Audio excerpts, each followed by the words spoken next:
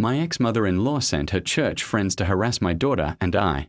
My 46F daughters, 17 and 15, have a strained relationship with my ex-husband's parents, 78M and 80F. My ex passed away in an accident last year, and we've had some major family drama since due his cheating, and him leaving 2 boys born with his affair partner orphaned. She also died. Part of the drama has been my ex-in-laws trying to get custody of my daughters and them also trying to live with us. First one we are going to court over, second one will never happen. Where we live there's a weekend market with fresh produce, eggs, meats, and other products straight from farmers. This week was extra special since it was my youngest birthday. Since her party is later in the month, I decided to give her a budget and set her loose on the market to get whatever she wanted, mostly chocolate and sweets. After an hour, I did start getting worried, and just before I called her, she called me. She was crying, saying some weird people have cornered her. I ran to her with my oldest daughter to find 6 older women, berating my daughter for being unchristian, for refusing to spend time with her paternal grandparents, or for wanting to be a good big sister to her poor orphaned baby brothers. My daughters are the ones that found out about my ex cheating and the babies, so they aren't fond of the kids. It's trauma and they are working with a therapist. I got between the group and my daughter, telling my eldest to go pay the stuff her sister had and to go to the car. Then I turned to the women, some who I knew from when we went to my ex-in-law's church, and ripped them a new one. They told me I was worst for refusing to obey my ex-in-laws like a good Christian wife. Barf. Eventually, the screaming turned too loud and we were all asked to leave the market. I met with my girls in the car, the women following me like a group of vultures. I managed to get in the car and drove away.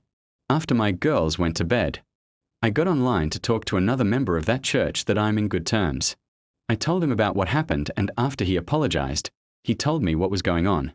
My ex-mother-in-law posted this massive story in the church's Facebook group about how horrible my daughters and I are, how we are leaving them homeless and penniless. They inherited my ex-personal bank account and his life insurance, and how my daughters don't even talk to them.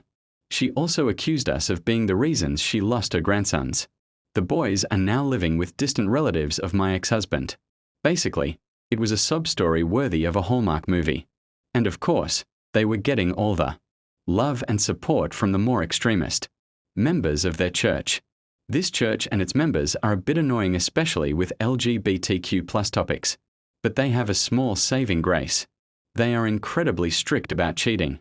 It's a big no-no, be it from a husband or a wife equally.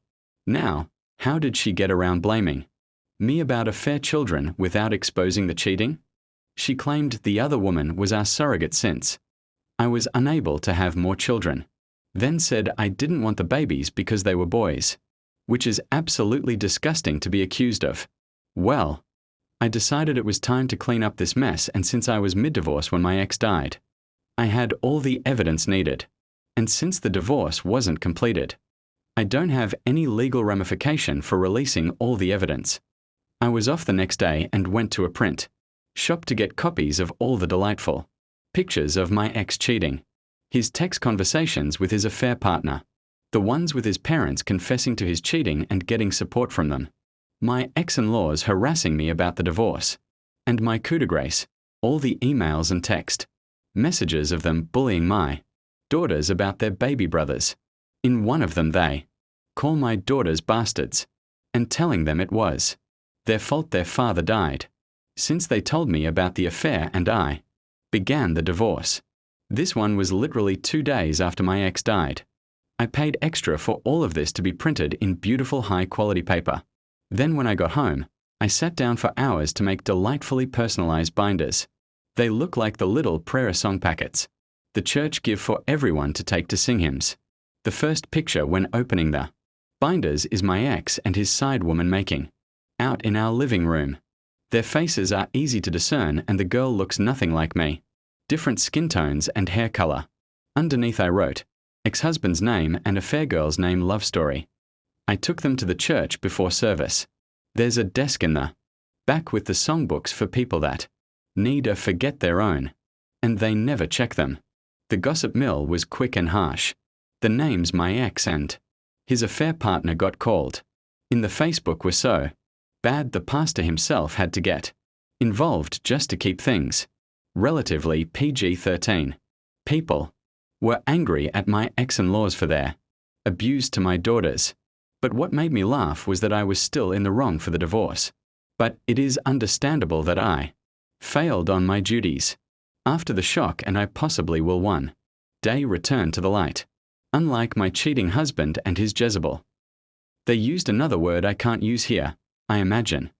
I got 2 apology letters in the mail for my girl and an invitation to join the church for support. As for my ex-in-laws, they got shamed into leaving the church. My ex-mother-in-law made a post on her wall about how alienated she feels and how no one cares for the elderly anymore, how she wished her great son was still alive since he would have taken care of her and her husband. With what money, I don't know, since I was the breadwinner. Explanation on the will. My ex-husband had a will that named his parents as beneficiaries. As far as I was aware, he had told me he had named our daughters, not them. Subscribe.